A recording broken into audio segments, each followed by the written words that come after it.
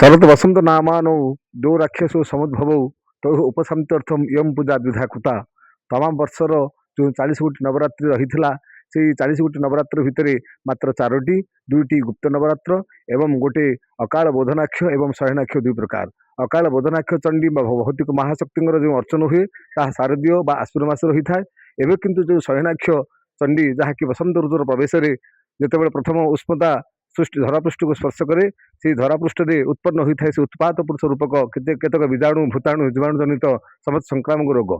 तेणु संक्रामक रोगर से उत्पात शांति संक्रामक रोगर दाउर रक्षा करने जितेबाला विज्ञान हाथ टेकी देती से भगवत अधिष्ठात्री माँ महाशक्ति विश्वेश्वरी जी की विश्वेश्वरा जे तई भक्त नम्रा जो भक्त जो माने जो उत्पात पुरुष जहाँ कि तार उत्पात रहा से उत्पात को दमन करने से प्रकृति रूपिणी सृष्टि रूपिणी माँ जगदम्बा ये बसंत ऋतु चैत्र प्रवेश पथरे प्रतिपदा ठारू शुक्ल नवमी रामनवमी पर्यंत जो आराध्या देवी विश्वर कल्याण पूजा पाँच आज से आराध्या देवी माँ ताराताणी जी की रत्नगिरी देहरे अवस्थापित होती विश्वर कल्याण करने। आज भगवती माँ ताराताणी पीठर बासंतिक दुर्गोत्सव आरंभ हो परिवेश आज प्रथम माँ द्वार पीठ नीति अनुष्ठित होता मंगल आलती महिला लगे अवकाश सारा भगवती को शैलपुत्री रूप से श्रृंगार कर आज जेहेतु प्रथम दिन प्रथम शैलपुत्री नवशक्ति प्रतिपदाड़ू महानवमी पर्यंत भगवती नवशक्ति पूजा कराए एवं प्रत्येक दिन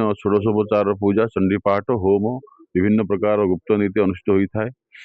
नवशक्तिर जो प्रतिपदाड़ू महानवमी पर्यंत नवशक्ति जो पूजा हुए स्वतंत्र भाव में पूजा होता है। समग्र विश्वर कल्याण निमित्त सेवायत संघ एवं पुरोहित समस्त मिलमिशी संकल्पबद्ध होई किभली भाव जनसमाज मंगल हम समस्ते माँ पाखे समर्पण होती एवं आज हूँ तार प्रथम दिवस दिवस आज स्वतंत्र भाव पूजा अर्चना कर स्वयं भगवती आह्वान कर प्रथम घट स्थापन कर तत्पश्चात भगवती षोडशोपचार पूजा चंडीपाठ होम विभिन्न प्रकार रीति अनुष्ठित होता है। एई वीडियोटी आपनको केमिति लागिला कमेंट करि जणांतु। धरित्री लाइव रो यूट्यूब एवं फेसबुक चैनल को सब्सक्राइब करंतु।